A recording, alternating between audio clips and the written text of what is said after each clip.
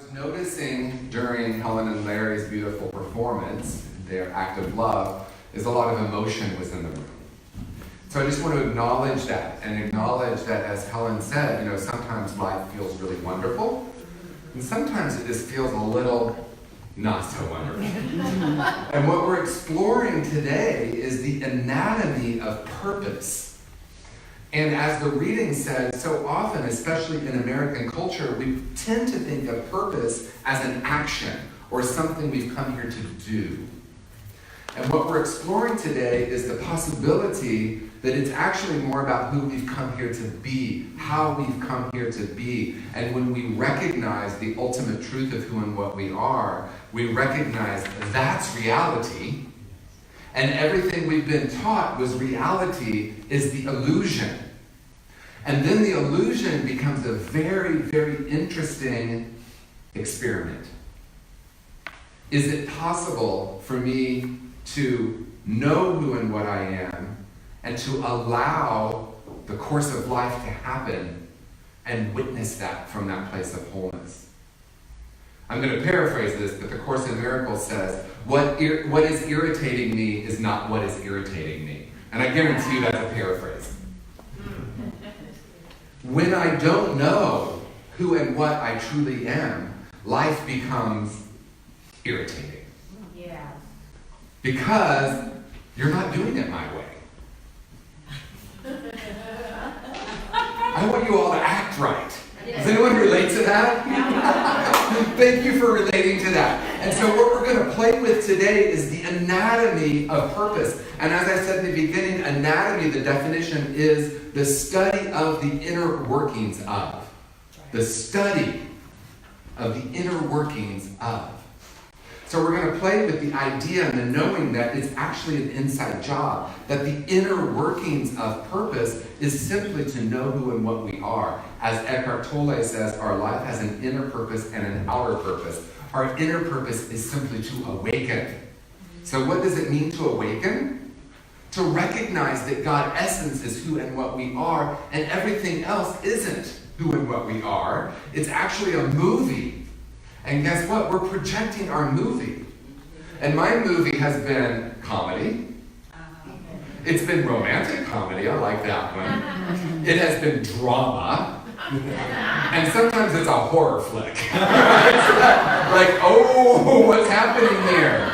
But here's the game. Here's why I call it an experiment. Life is a great experiment. Because when I know that's not reality, I'm no longer a victim to the movie. Yes. I recognize it's not who and what I am. And when I recognize truly who and what I am, when I come into alignment with my essential nature, God essence, love, source, life, here's the greatest paradox. The movie starts to change. It doesn't mean people don't die or get sick. It doesn't mean we don't walk out into the street and see homeless people. It doesn't mean there's not addiction in the world. But what it means is I recognize that that's not the truth of what is really happening. Take a deep breath on that one. It also doesn't mean it's not happening. Do you hear the paradox? It is happening, but it's happening in relative reality. And so when we say the only constant is change, we're actually talking about relative reality or the conditions of the world. And if I am a victim to the conditions of the world, I will suffer, but only 100% of the time.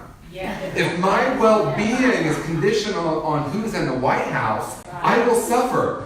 Every 4 years, every 8 years, I'll start to suffer a little. He shouldn't be there. Actually, she should be there. Right. Which, I happen to agree with that. And I'm not talking about a particular she. I'm speaking of the sacred feminine that's coming into power right now. Thank you very much. Coming into power right now. But even that is a perspective in my mind that can cause me to suffer if I'm attached to that. Right? So I'm in the knowing that we're in the emergence of a new consciousness that's happening in a profound way right now. It's accelerating. Do you feel it? Mm-hmm. Yeah. And as it accelerates, we have opportunities every single moment to either believe the illusion or to rest in a greater reality. I talk about this a lot, but I think it's important because I want everyone to please hear one key point. I'm not talking about the spiritual bypass. I had someone say to me once in a different community I used to attend, germs aren't real. We got one eye roll over here. Okay. But what we can say is that germs don't have power over me in the way they once did. Right. Because I may have an agreement, and it may be generational agreement.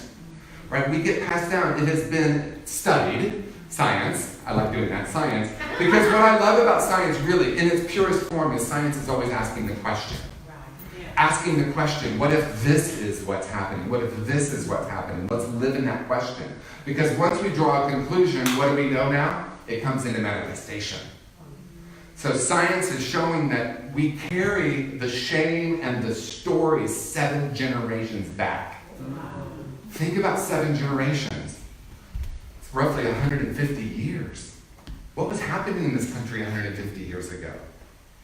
Am I still carrying the shame of that? I was watching a documentary last night, that's the other thing. Sometimes my life is a documentary. Right? A documentary is looking back at the past. Right? And I love documentaries. And sometimes I love replaying the tapes of my past. Sometimes that doesn't serve me so well. Right? Because what am I doing? I'm concretizing the story, the belief system, the BS. But I watched this documentary on the 70s, and it started with 70s television. And remember All in the Family, for any of us a certain age? Yes. They could not say that stuff on TV now. No. Right? But what they were doing, because what was fascinating is we had this character called Archie Bunker, right, who brought to light all the bigotry that was happening under the surface. But he was used as like a channel to show it so we could see how absurd it actually is. And if we really got honest, we might say, ooh, am I holding any of that? Do I have any unconscious biases? The answer is yes, by the way. Right. Thank you. The answer is yes in the unexamined life. And so we're going to examine. And they also talked about, it was the birth of the miniseries. I didn't realize there was no such thing as a miniseries until Dallas. What was it? Dallas. No, a miniseries is one that has a beginning and end, very short amount of time. There's a lot of those now, right? Maybe 8 episodes. The first one was Holocaust, starring Meryl Streep before she ever made a movie. Check it out. But what I want to talk about is the second one, and that was Roots. And how many of us remember Roots? So it showed 8 nights in a row. And this was back in the day when we had 3 choices and sometimes PBS. Remember, 3 choices and sometimes PBS. If we wanted to watch Sesame Street or Mr. Rogers, which I did. Because I was a child, right? Well, actually I was. Okay. Roots brought to light a story of American slavery through the perspective of the Black experience. And it was one of the first times that a lot of what had been not looked at was to be looked at. To be looked at the cultural roots of the people that came here from Africa and brought that into that spirit. So that's the piece about the cultural, sometimes shame and sometimes joy that goes back 7 generations. And when I look at what probably, I was going to say my people, but I don't really want to say it that way. But I don't want to affirm separation, but I'm going to say if I look back 7 generations, I'm going to guess my family probably carried some stuff that I don't want to acknowledge actually could live within me. The unexamined life would be, the spiritual bypass would be, I would say, I don't have any of that, that's not true. The awakened life is recognizing, and again, remember we're talking about relative reality and ultimate reality, and the anatomy of purpose. I promise this is connected in some way. Because the anatomy is the study of, we're going to dissect what it means to live on purpose. But if I'm carrying the cultural shame and the stories from the past, I can't really live on purpose. But I also don't want to pretend that it's not there. Hear it? Because our minds, my mind wants it to be this or that, one or the other. But what we're really talking about is integrating that. We're talking about recognizing, yes, I have sadness. Yes, people pass away that I love. Yes, we have breakups. Yes, we have joy. Yes, we have spiritual community where we come together and we sing and we hear this beauty and we experience that love. Life is filled with all of those experiences, and for most of us, it is filled with a perspective of good and bad and right and wrong. And the example I use often, because it's a simple one, is the weather. So I was in Palm Desert for 4 days, and it was 100 degrees. Do you have an opinion about that? And does that opinion create joy or suffering? The way I say it is, unless you live in San Diego, you're going to have weather that isn't 70 degrees and sunny, which we have collectively decided is good weather. But guess what would happen if it was always like that? We would die. Literally. Without rain, we would not be alive. So we have this idea in our minds of good and bad, and we separate it. And yet, in the midst of what we might call bad, it's a bad day. Oh, this weather is horrible. That usually means rain. Sometimes it means 120 degrees. But it's all part of the bigger picture of life. If you look at the weather, it's a great example of how we need it all to sustain life. So using that as a metaphor, what are the parts of yourself that you might be labeling as bad? And what does that create? Because that's the ultimate question. What does that create in my life when I have a viewpoint that this is right or wrong, that this is good or bad? Imagine for a moment you're in a river, it's a beautiful river, you're gently floating down the stream, you're in your boat, you're alone, it's very peaceful, and suddenly out of nowhere a boat comes up and slams into your boat. It's empty. It's an empty boat. No one to blame. Now imagine you're having that same experience and someone is in the boat and she runs into you. Someone to blame. How dare you hit my boat? Using that as a metaphor, we can recognize how much we have decided, how much we live in the paradigm of good and bad. So going back to what I said about the Course in Miracles is what is irritating me isn't what's irritating me. When I know who and what I am, what happens with the boat hitting me is of no consequences. It doesn't mean it didn't happen. Even if it knocks me into the river, I know how to swim. Right?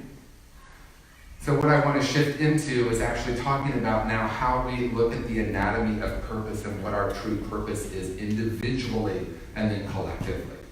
So if it's true that individually what we're here to do is awaken, we're awakening to this ultimate reality, to the recognition that the only real truth is love, light, source.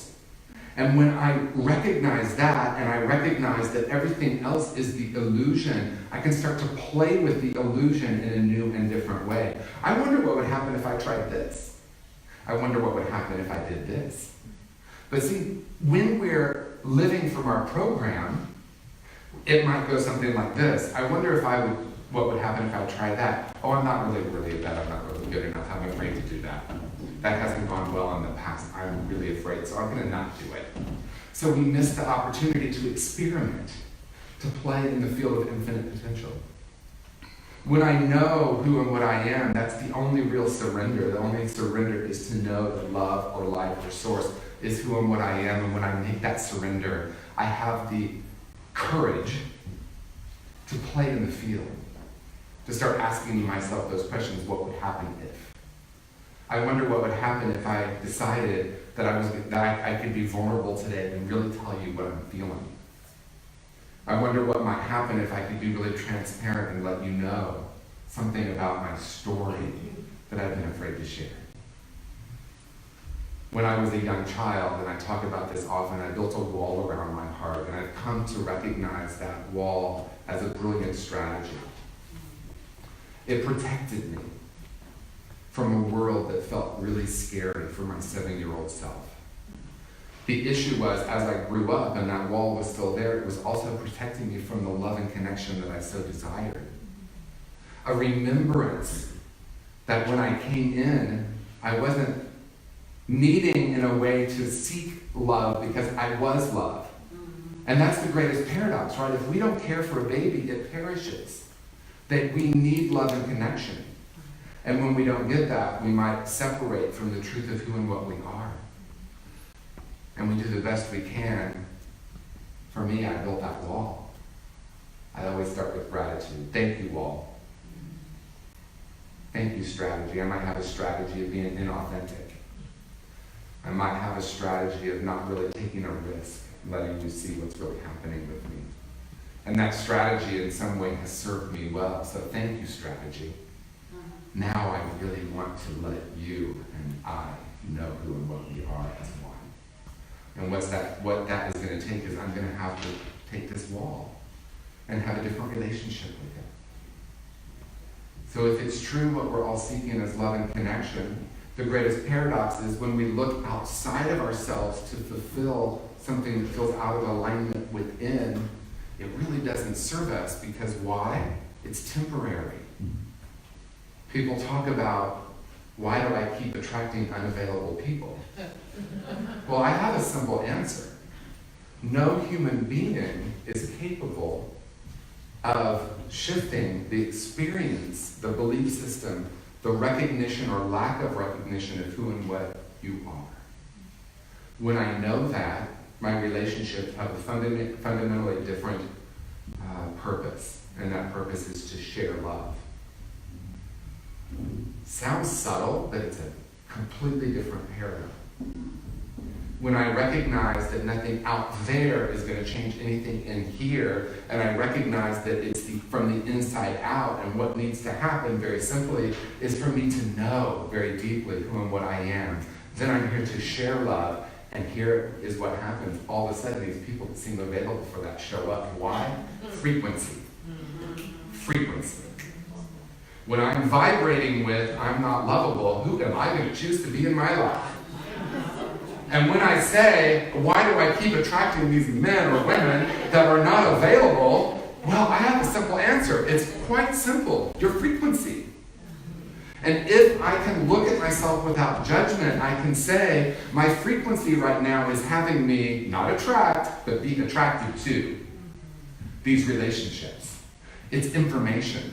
If I don't have judgment, I can say, wow, I seem to be having a lot of conflict with people in my life. I wonder what that's about. Wow, I keep seeming to find myself in a work situation where ...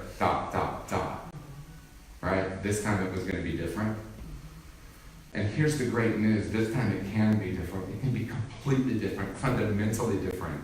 But it happens from the inside out. It happens with a recognition of who and what I am, and a dedicated practice of spending time becoming intimate with the truth of who and what I am. Intimacy. Intimacy. Becoming intimate with my God essence. And for me, what has happened with that intimacy is I have had opportunities to recognize that I'm going to have to break up with parts of myself. Now, I don't know about you, but sometimes I break up and then we get back together. Or I break up and I only remember all the great things about him. Oh my gosh, why did we ever break up? I remember now. So it's all happening within us, right? The outside is simply an outer expression of what's happening within 100% of the time. And so what I'm going to break up with is the stories. I'm going to go back 7 generations, even if I don't know what happened. And I'm going to say, no, I am not going to continue to believe those stories of lack and limitation and separation and us and them. Because the horrors of this world have happened when we see a group of people as the other. It comes down to that so simply. How can human beings act that way? I asked myself when I was a little kid. Going back to watching Roots. Horrified It was very traumatic for me to sit there, and I sat there through those 8 days because my soul had a remembrance of that. My little boy mind was seeing that for the first time, but my soul had a remembrance of what happens when we dehumanize. And it's really despiritualized. When I know who and what I am, I will never harm another. And anytime I've ever harmed another, which believe me, I have, it's when I forgot that. I was believing the 7 generations of the story, whether I knew them or not. I'm going to close with a story, and I may have told it recently, but growing up as a gay boy in the 1970s in Indiana, I had plenty of opportunities to build walls. Because there were some people that loved and accepted me. Thank you, Aunt Peggy. I spent a lot of time with her because we never talked about it, but she just loved me for who I was. But I remember being a little kid, and I think I might have told this the last time I spoke, so it's okay. Sometimes we tell stories over and over again. As long as I use the word concretize, I'm happy. So, my grandmother, who was born in like 1900-something, really early, had a gay brother. But no one talked about it. We had 2 uncles. He had a partner, but no one talked about it. And when I asked about it, we had 2 uncles. My grandmother never acknowledged it. But I was a little kid, and he came over, and I think I was 5 or 6, and I came running out, like I always did, and threw my arms around him, and he pushed me away and said, "Boys don't hug men like that." His shame was shot right into my little being. Right? And I have compassion for him now because I know what was being said at that time. So we're evolving in a really powerful way, and yet that's still there somewhere. But remember, in closing, what I want to say is that only lives in relative reality. All the isms live in relative reality. And when we fight it only in relative reality, and I want to be clear, hear me, when we fight it only in relative reality, it seems to intensify, right? Because resistance brings out more of it. When I know who and what I am, and I walk in the world as that, then I choose, do I want to be in the demonstration? Do I want to call my congressperson? Do I want to vote my conscience? Do you hear how different it is? Yes. And it looks exactly the same, but it's fundamentally different. Fundamentally different. When I know who and what I am, and this is what Jesus the Christ was talking about when he said, be in the world but not of it. Be in the world but not of it. And this is what the Buddha was saying when he talked about suffering being clinging and aversion. I want more of that and less of that. Relative reality, suffering. I can be in the world knowing who and what I am and recognize that the illusion is a playground. A playground where I get to recognize that it's not what's happening, it's what I'm calling what's happening that creates what I call reality. And again, it doesn't mean we bypass the experience. I allow myself to grieve. Truly happy people. There's this great book, 2 friends of mine wrote a book called How We Choose to Be Happy. They interviewed people in small villages and large cities all around the world. It started as a conversation in a coffee shop in Berkeley. What is happiness? And it ended up being a worldwide study of happiness. And they went to small villages and large cities and said, who's the happiest person you know? And they interviewed them. Who's the most unhappy person you know? And they interviewed them. And what they recognized is there are 9 choices of happy people. Not 9 attributes, but 9 choices. One of those choices is to feel their feelings very deeply, right? Not to bypass them. Because our natural state is joy. That doesn't necessarily mean I'm going to always feel joy as my emotion. When I allow myself to feel, when someone dies, when something happens in the world, and even when certain people get elected, we might allow ourselves to feel, but when I go into a story about it, it keeps me stuck in the feelings. The greatest paradox, that seems to be my favorite word today, doesn't it? The greatest paradox is when I allow myself to fully feel, it passes through and I can return to my natural state of joy. A small child naturally does that until we teach it out of them. Yeah. So what I want to invite is a question. Are you ready in this moment to know without a shadow of a doubt who and what you really are? Are you ready to be that in the world and play with this field of illusion and recognize that it's a playground that we get to play in this field and see what happens to relative reality as we really know who and what we are? So my invitation in closing is for you to go out in the world being the love that you are, having the great remembering of this truth. That is purpose. The external expression comes naturally. I don't have to make it happen.